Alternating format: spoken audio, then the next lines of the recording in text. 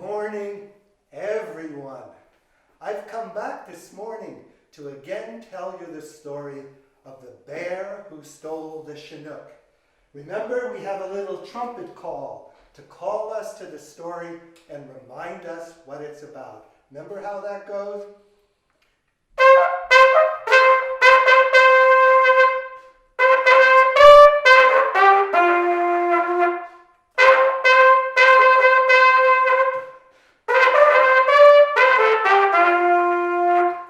Who has stole the Chinook? The bear has stole the Chinook. Who has stole the Chinook? The bear has stole the Chinook. Now this story is taken from the Siksika Nation, also known as the Blackfoot Tribe. The Siksikas are Native Americans who live in the great plains of the United States and Canada, in Alberta and Saskatchewan in Canada, and Montana and Idaho in the United States. And this story is part of their tradition. And it's a story I like to tell in February when, we're like really waiting for spring and trying to figure out why it's not coming sooner. Today, the spring is out in full glory, and I hope each one of you is finding time to go outside and see the leaves and the flowers and all the plants, the birds and the animals who are showing us that spring is here. But what if it was a cold day? Well, it was cold this morning. What if there was frost on the ground, snow and ice? What if the woods was still brown and the gardens were dead? We would all want to know who has stolen the spring. For the Native Americans, spring was brought by a warm wind called the Chinook. So when spring was late, they would say, "Who has stole the Chinook?"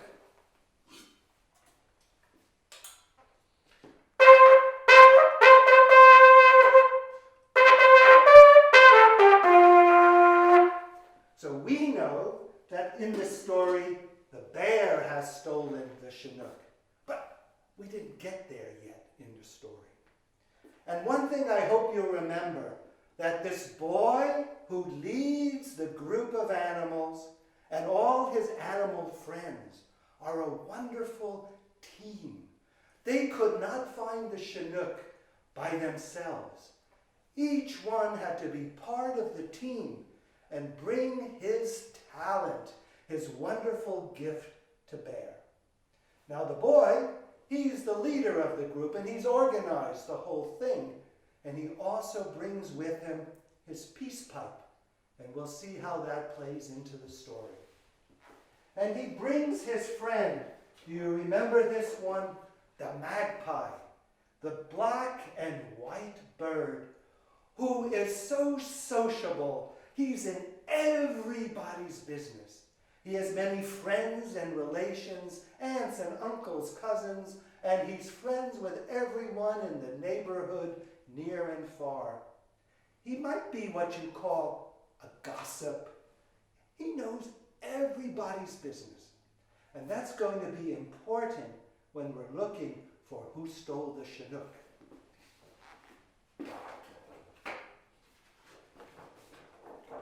And this is wise old owl. Do you see his big eyes? And do you know how still he can sit on the tree when he's waiting for something nice to catch for his dinner? He is a wise old owl because he sees and knows all and has wonderful eyes that can see in the dark. And also in this story, we'll learn how he got those black rings around his eyes.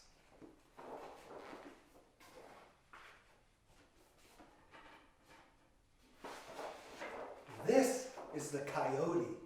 He's a little bit like a fox, a little bit like a wolf or dog, but he's his own thing. And he's known by the farmers to be a robber. He can get into places and steal anything behind your back. Here, even in Pennsylvania and in New York and in New Jersey, we have to guard against coyotes that they don't steal our chickens, our ducks, our geese and turkeys, and even our little lambs. Coyote, the robber, and he's a good one to have on your team if you're looking for the Chinook.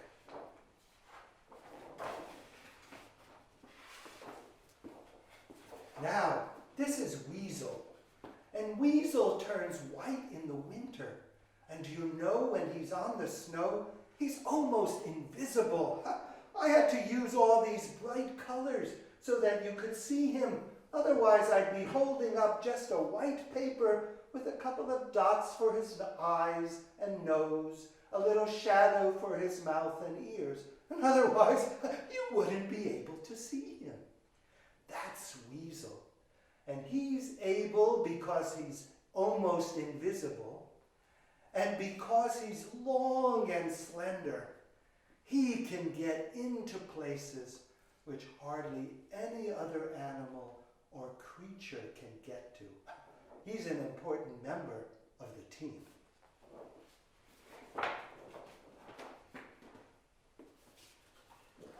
And lastly is Prairie Chicken. He's a very large bird that roams the prairies. He's as big as our turkeys out here in the east. And can you see he has a very sharp beak, sharp as a razor, sharp as a knife. And if you ever have anything that you have to get opened quickly, you're going to want to have Prairie Chicken on your team. So we imagine, again, that it was a long, hard winter. Everyone was hungry. The food supplies were running out. Everybody was getting chilled to the bone. There weren't enough buffalo skins to cover everyone. People were getting sick and they were sneezing. Achoo! And they were coughing. And they were lying in bed with fevers. And there wasn't enough medicine to treat everybody. And so the elders got together in a powwow. And our friend, the young boy, listened with big ears, how they all came to the conclusion that someone has stole the Chinook. Come, sing with me.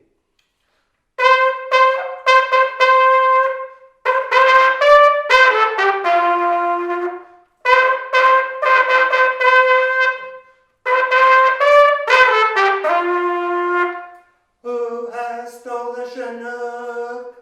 The bear has stole the Chinook. Who has stole the Chinook? The bear has stole the Chinook. So the boy had grown up very much on his own without real parents, and therefore he became very close to his animal friends. And he called some of his best friends together. The magpie, the owl, the coyote, the weasel, and the prairie chicken, to make a plan to find out who has stole the Chinook and to get the Chinook back so that the spring can come. Well, Magpie said, I have many friends and relations across the prairies and in the hills and mountains. If they don't know, no one knows.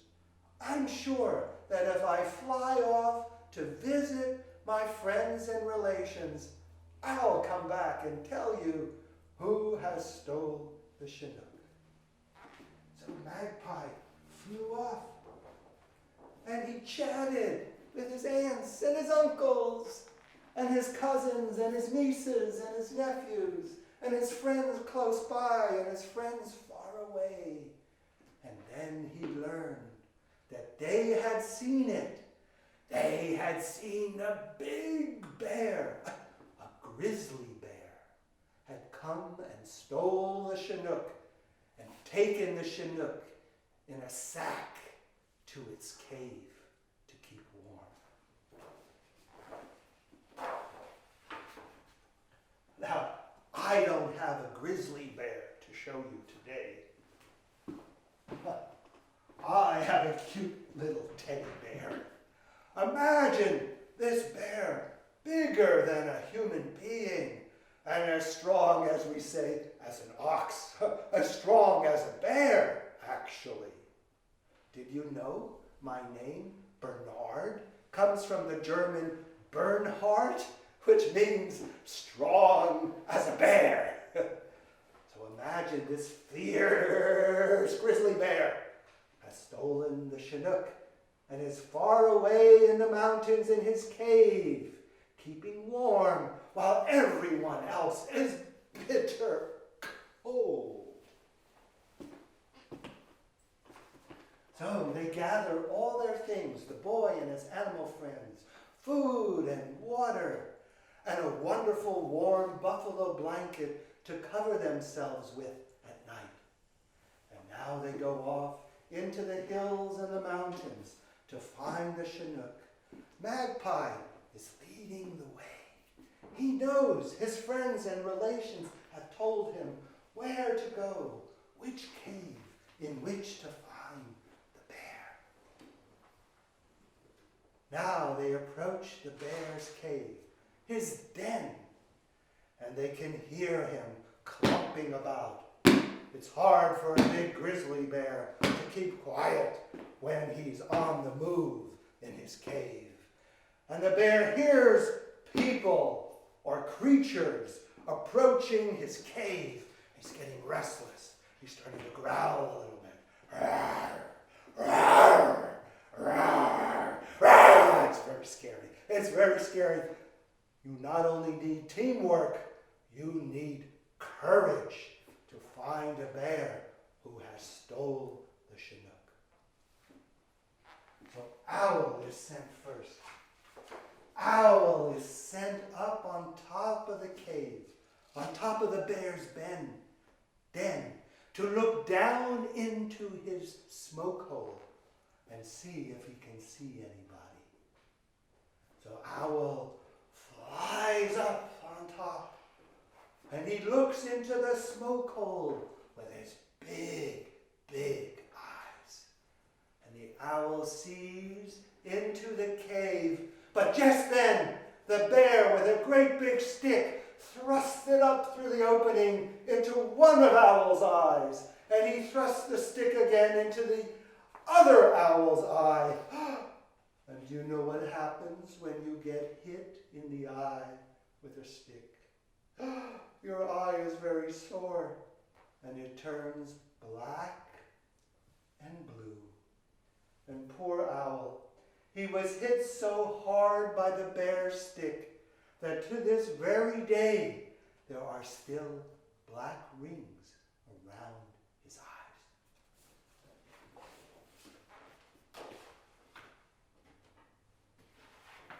Now it's Coyote's turn to go into the cave, to look in and see if he can find where the bear has hidden the Chinook.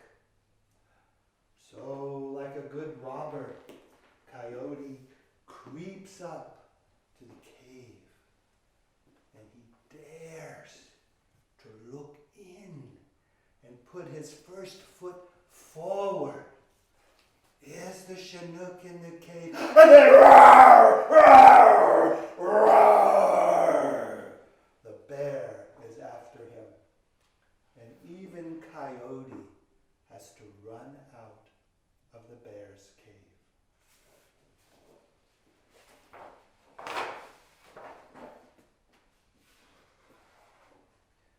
Now it's Weasel's turn. Because Weasel is snow white and is invisible against the snow, well camouflaged, he has a good chance to look in the cave without the bear noticing him. So he also, like Owl, he climbs up to the smoke hole to look down. When the bear gazes up above to the top of his cave, all he sees is whiteness. He thinks a snow cloud has come over, or maybe the snow is falling heavily outside his cave. And Weasel, with his little beady eyes, sees clearly down into the bear's den. And then he sees it.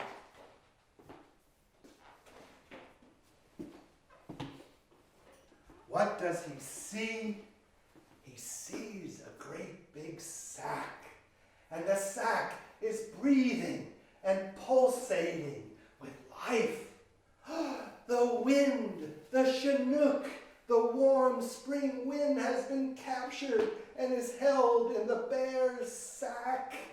If only they could get it. And the sack is tied shut with a strong string.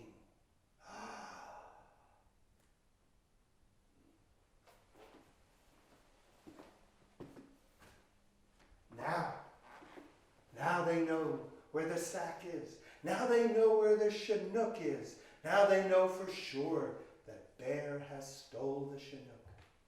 Now it's the boy's turn. He also goes up on the top of the bear's den, above the smoke hole, looking down and blowing on his pipe. And if you've ever seen someone blow a pipe, it's like a little campfire. And it makes lots and lots and lots of smoke. And the boy blows the smoke down into the hole.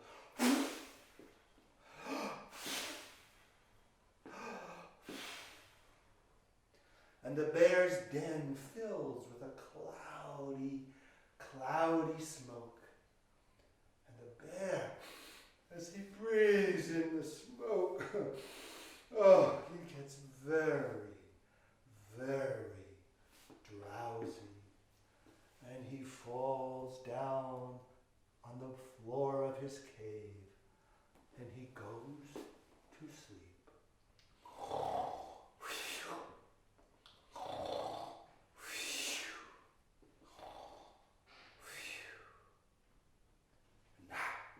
Now is the moment. Now it is safe for a moment to go into the bear's cave. Now it is Coyote's turn again. This time, maybe he can be successful.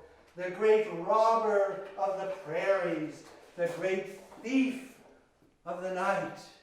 The coyote breaks into the bear's cave, stealthily, not to wake the bear. And he grabs the sack. He grabs the sack with the Chinook. And he runs out of the cave. And he shows his friends he has gotten the Chinook.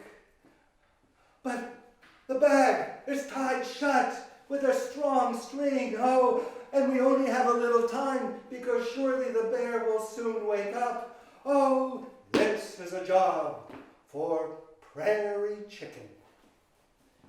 The prairie chicken comes with its sharp beak and pecks. Pecks, come on, chicken, you don't have a long time. Peck, peck, peck. And then the bag is opened and the string is taken off and the Chinook can fly out. And there it goes. Shh! The warm spring wind has been released and freed, and now it's blowing.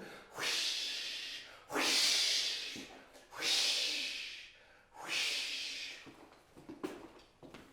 And the noise of the wind blowing wakes the bear up. And now the big, ferocious grizzly bear is coming out after the boy and his animals' friends. But already, with the warm wind blowing, the ice and the snow are melting, and they all have to get out of there quickly. And the boy and his friends run down the mountainside. They cross the icy river just as the ice breaks. ice cracks just as they get to the other side. And the bear is stuck over by his den, unable to go after the boy and his animal friends, unable to go down the mountain after those who have set free the Chinook. And the boy and his friends come back to the village. Already the ice and snow are gone, and the green grass is growing, and the early flowers are coming up in the garden, and everyone is warm, and they're breathing well, and health and joy is come to the village. And the boy and his animal friends are honored as the saviors of the village, the one who found the Chinook.